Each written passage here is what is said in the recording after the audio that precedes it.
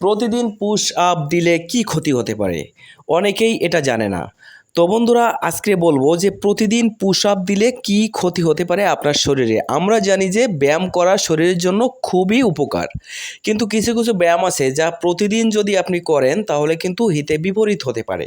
তো আজকের ভিডিওটা একদম কন্টিনিউ দেখবেন, একদমই স্কিপ করবেন না। স্কিপ করলে কিন্তু আপনি এই সলিউশন থেকে দূরে চলে যাবেন, বুঝতে পারবেন না। তো আশা করি ভিডিওটা দেখবেন। দেখেন, আমরা অনেকেই যারা জিম করি, এক্সারসাইজ করি, তাদের অনেকেরই ইচ্ছা থাকে যে বডি বানাবো। মানে এক্সারসাইজ করলে শরীরটা সুস্থ তো থাকবেই, কিন্তু মানে সবথেকে বড় ব্যাপারটা হচ্ছে বডি বানাতে সবাই চায়।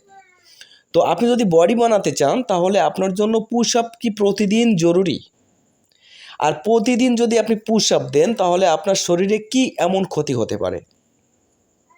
দেখেন, আমরা জানি যে আমাদের ব্যায়াম করলে মাসল রিকভারির জন্য টাইম দিতে হয়।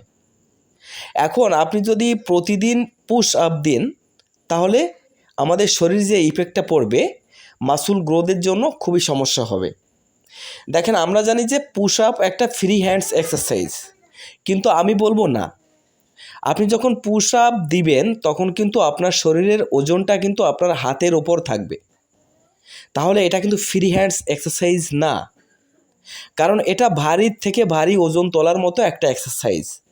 আর এই এক্সারসাইজটা যদি আপনি প্রতিদিন দিতে থাকেন তাহলে আপনার যে ক্ষতি হবে সেই ক্ষতিটা হচ্ছে আপনার চেস্ট এবং ট্রাইসেপ, মানে হাতের মাসুল বড় হবে না, এবং চেস্ট মানে বুকের যে পেশিটা, এই পেশিটা কখনো আপ হবে না, মানে আপনার গ্রোথ হবে না।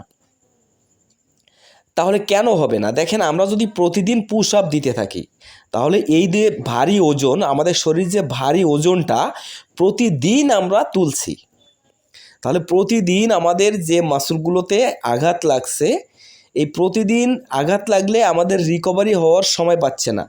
আমাদের চেস্ট মাসলটা বড় মাসল, ট্রাইসেপ মাসলটাও মোটামুটি বড় মাসল। তো এই বড় মাসলটা রিকভারি হওয়ার জন্য আমাদের প্রায় 48 ঘন্টা সময় লাগে। তো 48 ঘন্টা সময় কথায় দিচ্ছি, আমরা 12 ঘন্টা পার নাই হতে আবারও আমরা ওইখানে আঘাত করছি, তাহলে আমাদের শরীর কিন্তু গ্রোথ হতে পারছে না। ওই জায়গাটা কিন্তু সব দিন কাঁচা থেকে যাচ্ছে, বরং ওইখানে যে ক্ষতি হতে পারে আপনার যে টিস্যুগুলো আছে, টিস্যুগুলো ড্যামেজ হয়ে যাবে। তখন কিন্তু আপনার ওই সেলগুলো একেবারেই ড্যামেজ হয়ে যাবে, তখন কিন্তু আপনার মাসলগুলো আর গ্রোথ হবে না। দিন দিন ট্রাইসেপ এবং চেস্ট দেখবেন শুকিয়ে যাচ্ছে।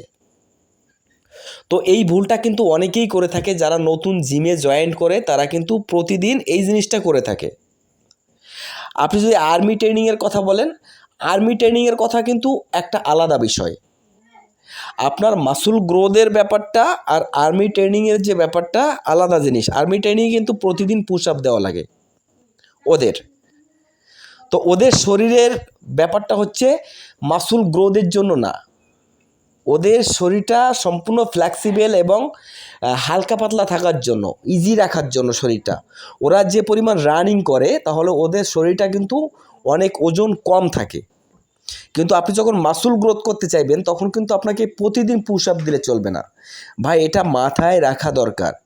প্রতিদিন পুশ আপ দিলে কিন্তু আপনি আপনার মাসল গ্রোথের জন্য ক্ষতি ডেকে আনছেন। অর্থাৎ এখনই অফ দিন, প্রতিদিন পুশ আপ করা বন্ধ দিন। আর প্রতিদিন যদি পুশ আপ দিতেই হয় তাহলে আপনি একটু উঁচু জায়গায় পুশ আপ দিন, যাতে করে আপনার পুশ আপ দিতে বেশি কষ্ট না হয়, পরিশ্রম না হয়। একটা দেওয়ালে বাঁধিয়ে কিন্তু পুশ আপ দিতে পারেন। আর যারা নতুন জিম জয়েন করেছেন তাদের জন্য তো পুশ আপ একেবারেই চলবে না। তারা অনলি 1 মাস, মাত্র 1 মাস কিন্তু তাদের ফ্রি হ্যান্ডস করতে হবে। পুশ আপ হালকা পাতলা দিতে পারেন, 2 দিন 3 দিন অন্তর দিতে পারেন, তাহলে কিন্তু হবে।